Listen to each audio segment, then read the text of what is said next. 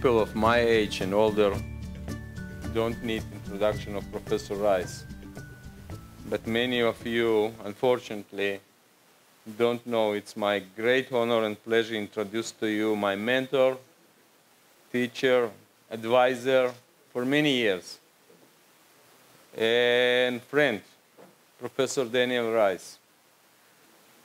My English is too bad in order to introduce properly Professor Reis. Daniel was born in 1930 in Berlin. Not the best time for a Jewish family to live. And his mother sent two brothers, Daniel and his older brother Max, 10-year-old, in 1938 to England. Imagine the life of two young boys without family, without real home, in cold London at that time, for many years. By the way, Max became rector of Technion. Unfortunately, he died several years ago. And Daniel became medical doctor. You know, actually, Professor Reis told me that they were all the time were hungry, two boys, and the police trapped them in supermarket, trapped him, and it was difficult to enter medical school with such a background in the police. Despite everything, he became medical doctor. He was a doctor in elite parachutes of British Army in Sinai, here in Egypt. And one day, he just crossed the border in 54. In 56, he became general doctor in kibbutz and Harod when he was 26 years old. He did a residency in 59, a general surgery in Afula. But that was very difficult time.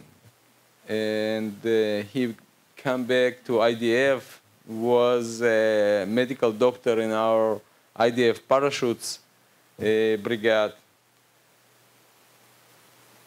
In 62, he was in Tel HaShomer, came back to England, did orthopedic residency.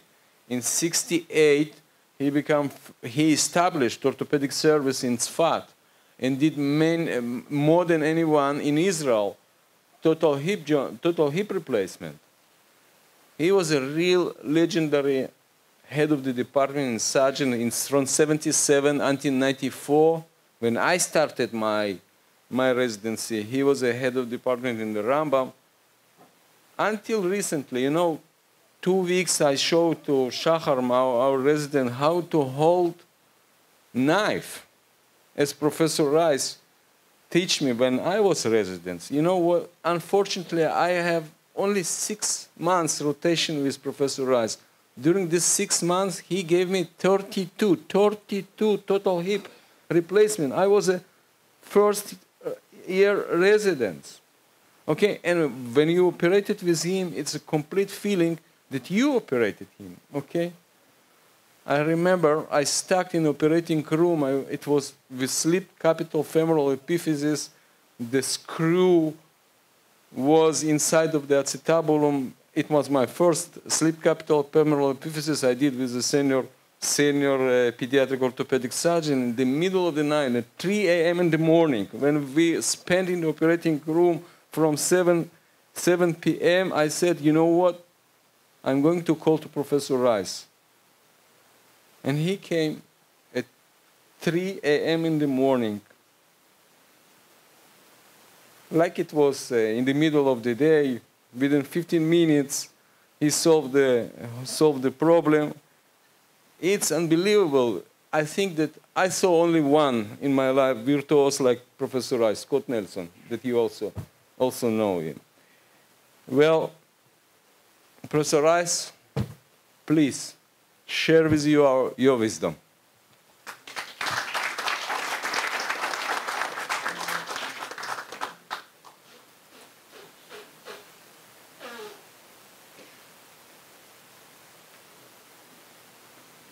Well, Mark, thank you very much for your kind words. I just want to tell the audience, don't believe half of it. Anyway, when Mark kindly invited me to come to this meeting, I was very happy, and he said, would you like to make a contribution? So I told him that, unfortunately, I can't give a presentation on pediatric orthopedics. But if it's appropriate, I could perhaps amuse the colleagues with some of my anecdotes concern my life as an orthopedic surgeon.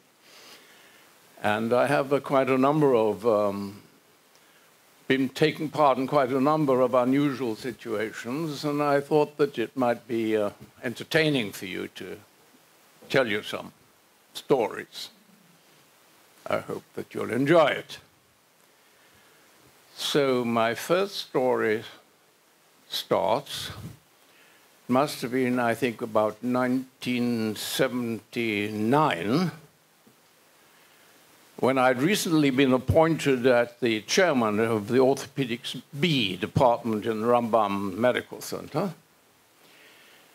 And I'd had a long day, and I was quite tired, and I got home, and just settled down in my armchair when the phone rang.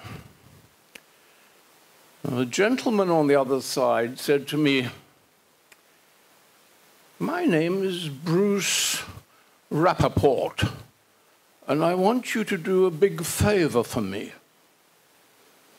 So I said to him, oh yes, what favor would you like me to do? So he says, look, I want you to examine a friend of mine tomorrow evening in Geneva. I said, Mr. Rappaport, tomorrow I've got a big clinic, 30 people are waiting for me in the Rambam Medical Center in Haifa. How do you expect me to examine your friend tomorrow night in Geneva? Well, he said, maybe you can make the appropriate arrangements. And I thought to myself, who is this Rappaport? I mean, this must be a practical joke. I mean, this is just ridiculous. And I said to him, took down the phone, I said, well, Mr. Rappaport, I'm terribly sorry, but I really, it's not possible. I settled back down on my armchair. 5 minutes later, the telephone rings. Professor Ehrlich speaking. Have you just spoken to Bruce Rappaport and refused to accommodate him for his request? I said to him, Professor Ehrlich, you seem to be upset. What happened? So don't you know who Bruce Rappaport is? I said, no, I'm sorry, I don't. Well, he's the man who's building our medical school. You have to do everything he asks you. It's absolutely essential. If you don't accommodate him, our relationship is at an end. I said, okay, please. And Professor Ehrlich, you're the dean of the medical school, you're the boss, I'll see what I can do.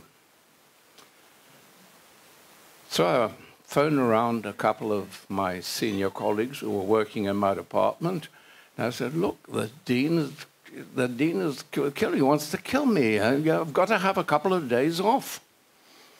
So they arranged, okay, we'll look after your clinic. We'll, if it's necessary, see to one of your operating sessions. You take a couple of days off. The following morning, about 5 o'clock, I go downstairs. A shiny Mercedes limousine is waiting for me. I am rushed off to the airport. There I meet the VIP lady who passes you through the passport and through the customs in a few minutes. I enter my Swiss aeroplane destined to fly to Geneva. And I notice, to my delight, that I'm flying business, which I'd never flown before, not since either. I arrive in Geneva after a few single malt whiskies. There, a liveried chauffeur is waiting for me. He ushers me into a Cadillac limousine, and I'm driven to a fantastic-looking, beautiful hotel somewhere in Geneva. I'm taken up to the suite at the top of the hotel and asked to sit down and wait. After a few minutes, a door opens, and Mr. Rappaport walks in and introduces himself, and he says, "In a minute, my friend is going to come in. Will you please examine him? Thank you very much for coming. Please give him your best advice." Sure enough, a few minutes later, a little slight African gentleman enters the room, walking with a pair of crutches, and introduces himself, and I introduce myself. He's French-speaking. I take out my rusty French and do somehow.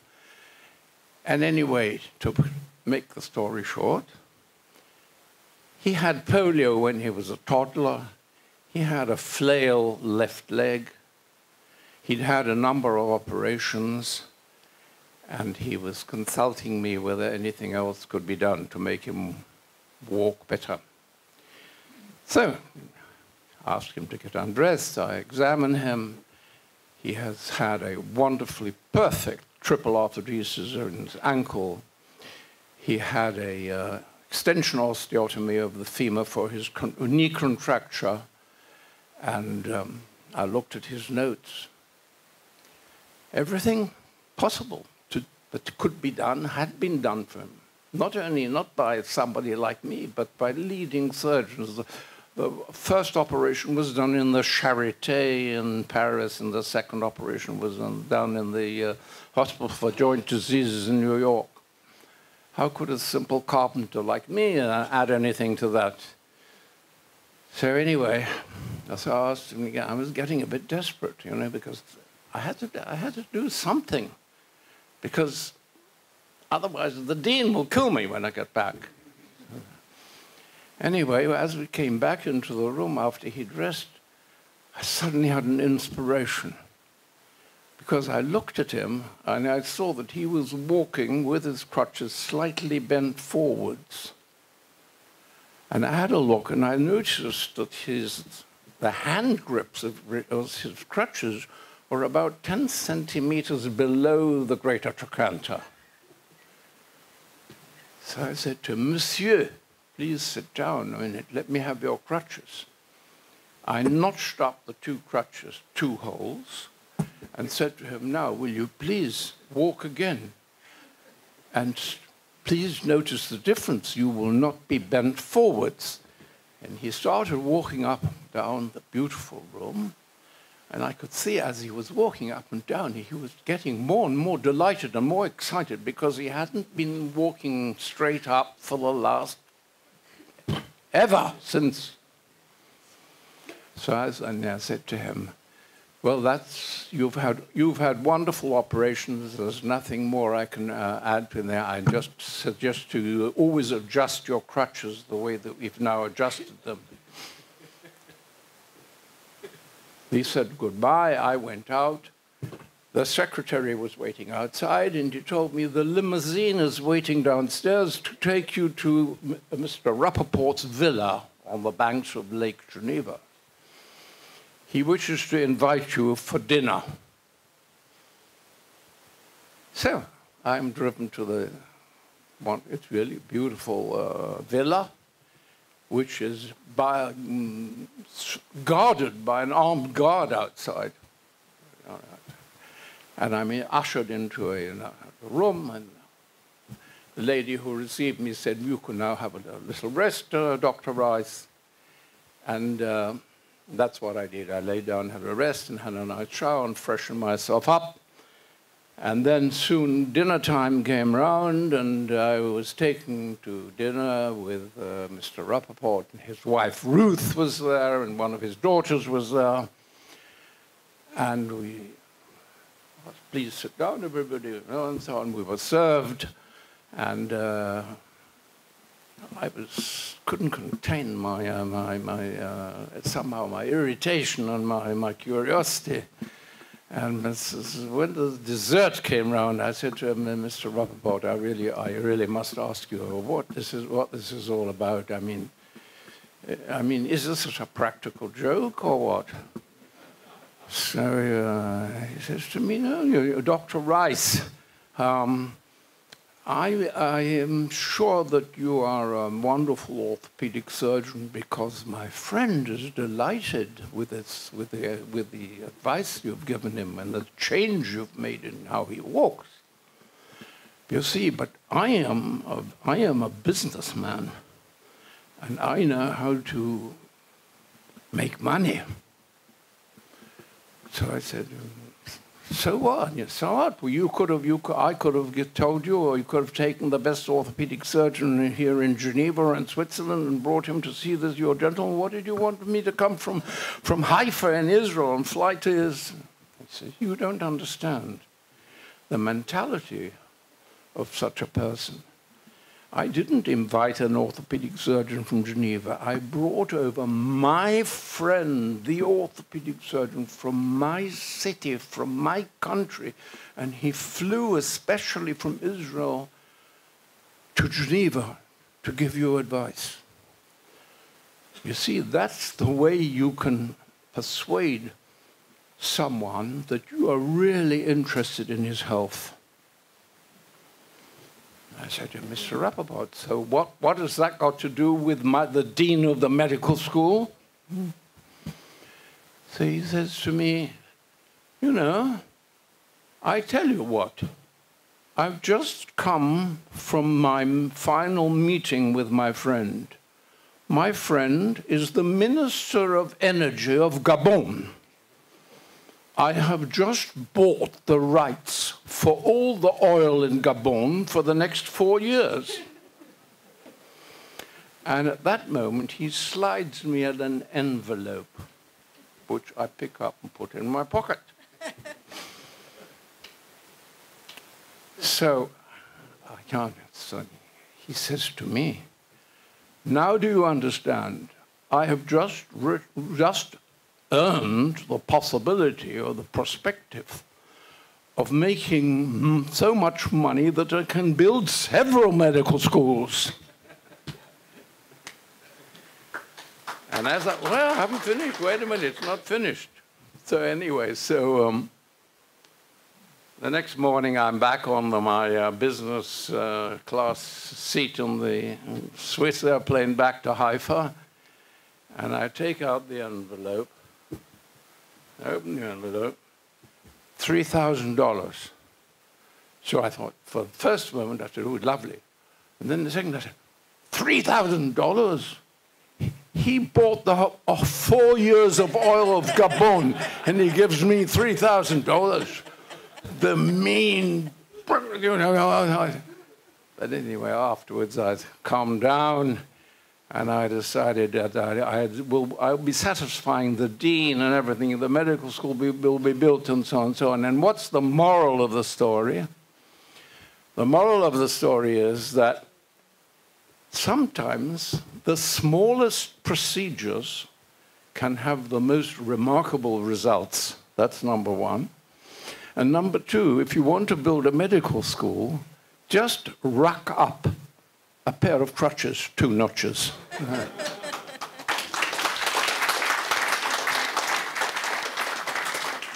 Now, do I have another? Yes? I've got a bit more. Continue. Well, I have quite a lot of stories. This one might interest you. I was, as you heard, I trained in general surgery first, but at that time I was in the regular army in Israel. And they decided that they didn't need any general surgeons. What they needed were orthopedic traumatologists because of what happens in our country all the time. So I started training in orthopedics in one of our famous hospitals, Tel HaShomer, but I didn't like it very much. I didn't think the training was up to much, and I managed to get leave without pay and go back to England to see whether I could get training in orthopedic surgery. Anyway, after I did my fellowship and I got a senior registrarship there, I decided that I must take John Charnley's course. I hope you all remember who John Charnley was. Because I'd been doing McKee-Farrar metal-on-metal total hips as a registrar, the senior registrar in England. But I knew that I must learn how to do a Charnley properly, because that's becoming the leading total hip and the gold standard in hip surgery all over the world. So I wrote myself down for a course, and at that time, Charnley only allowed people to buy his prosthesis and to use his prosthesis if they had passed his course and if they had received from him his black book, what he called his black book. His black book was a black folder with all the articles and all the papers he'd written on the hip surgery up to that particular time. Anyway, I went up to, Charnley worked in a little provincial hospital miles from nowhere, up in Lancashire in Wrightington. And I went up there to do the course, and one of the sessions every day of the course was a meeting. Oh, thank you. Was a meeting, an X-ray meeting, where all the pupils on the course would sit around, would be asked to express their opinion about the X-ray, and Charnley would be sitting there. Now, Charnley was famous for his rudeness and famous also for his sort of, biting sense of humor. I happened to be sitting next to Mr. Adams. I don't know whether you may remember the famous Adams. Dr. Adams' Manual of Orthopedics was a little famous book that everybody was a bestseller around the world for all orthopedic residents and so on. And he was later to become the president of the British Orthopedic Association. And he was on the course as well, and he happened to be sitting next to me. And then his turn up, Charnley says to him, "Have a look at the X-ray. What do you think? It's a primary osteoarthritis of the hip, or it's a secondary osteoarthritis of the hip?" Adams looks at the X-ray. "No, I think it's a primary osteoarthritis." So Charnley looks at me, points at me. "What do you think?" I thought there's something going on here. Now something is... I look at the X-ray very carefully. It did at first look like a primary osteoarthritis. But then I looked at it more closely. I said, look, sir, I think, sir, that this is a coxa profunda with some coxa vara. So basically, it's a secondary osteoarthritis. So Charnley says to me, "Where were you trained?" I said, "Where are you from?" So I said, basically, I'm from Israel, and I'm training in orthopedics down here, but I trained also in Israel. So he turns around to Mr. Adams, a famous man, and says to him, well, it's a good thing you came to the course, and I can see you weren't trained in Israel. And that's my story, how I was worried about him. Maybe I made an enemy of the state of Israel for the rest of his life. That's my story about the coach only course. I have one day my telephone rings rather the same way as Mr. Rappaport rang up. My telephone rings, and on the line is a friend of mine, Mr. Menachem Raphaelovich. Now, Mr. Menachem Raphaelovich was a Chassid, for those of you here from abroad who probably don't know that, was an ultra-Orthodox Jew who belonged to a particular group, a powerful group of Orthopedic, Orthodox, radically Orthodox and extremely Orthodox Jews called Hasidim here, the Hasidim of Gur. And we became friends because he was a member. He was on the Rambam Hospital Society Committee, and he was very good at fundraising, and so we had many times had contact and conversations, and we became friends. Anyway, he says to me on the phone, look, this is another one of these journeys. The Gura rabbi is dying. He's dying. And he's dying after he fell down and broke his hip. And nobody knows what to do. You must come with me tomorrow up to Jerusalem and see what you can do. So I couldn't refuse a friend, and I made arrangements to travel with him to Jerusalem the following day. I was driven up to Jerusalem by two of his stalwart Hasidim. I don't know, these people, they all also had sort of tough guys, some of the Hasidim, the tough guys who did all the driving and all the ushering and showing. Anyway, we arrive in Jerusalem, and we come to the famous Mea Sharim, the district of 100 gates, where all the Orthodox Jews live. And they're outside the rabbi's house. There's a huge crowd, all shouting and mourning and crying and all. We managed to sort of force our way through the crowd into the, and there we enter. There's a huge long table with about 20 Hasidim sitting around the table, all wailing and mourning. The rabbi's dying, the rabbi's dying. So anyway, I'm ushered into the rabbi, and I see what I expected to see. An old gentleman, he's very weak. Blood pressure is about 80/50. Can hardly move, can hardly talk. His pain, his leg is painful, not so painful anymore because he's already broken it a month before. It wasn't a fresh fracture.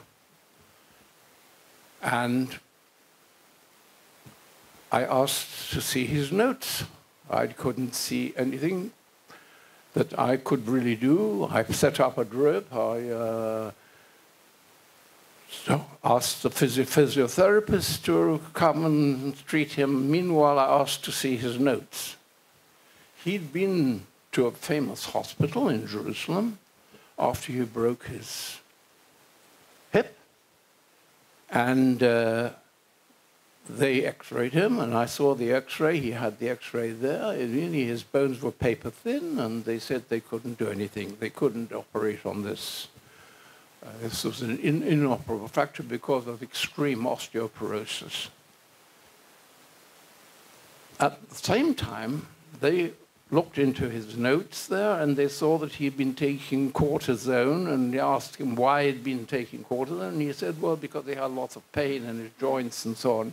So that you should stop taking the cortisone because the cortisone was dissolving his bones. Anyway, I sat back, I went back and looked through quite a thick, like a telephone directory thick folder of his medical notes, and I sat there and started leafing through everything. And about half an hour of leafing through all these notes, I suddenly came to this, about 15 years earlier, he had had Hodgkin's disease, and he had been treated by chemotherapy, but also he'd been given cortisone, and he'd been taking cortisone ever since. So suddenly the penny dropped with me, and I came back into the room where all the Hasidim were sitting and wailing and weeping, and I said to him, with my friend Menachem, and I said to his son, the son of the Gura Rebbe, I said to him, what you must do is you must immediately give him cortisone, the tablets that they told you in the hospital to stop. And you must immediately give him cortisone, and I gave him a little regime with what dose to begin and what dose to come to, and come back to the dose that he was previously taking. I'm afraid that's all I can do for you. Meanwhile, he should have intravenous fluids, and he should have a physiotherapist come to take him out of bed and sit him out of bed and so on. So they drove me home to Haifa, and I went back to work. A couple of days later, I get a phone call from Menachem Menachem, my friend. Reis, the rabbi is screaming for his breakfast. Fantastic.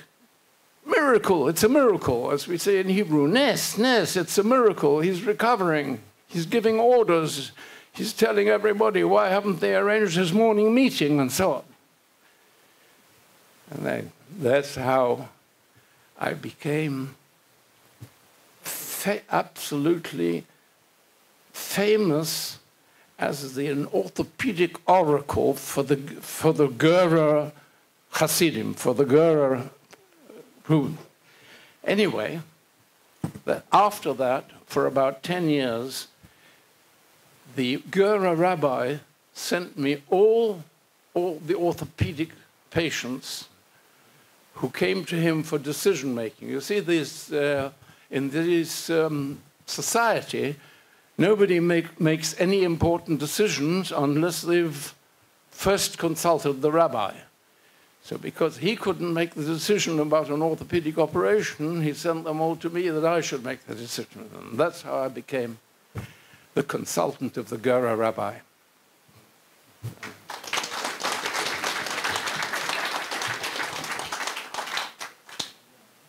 I think that's enough. I should release you for lunch. Yeah.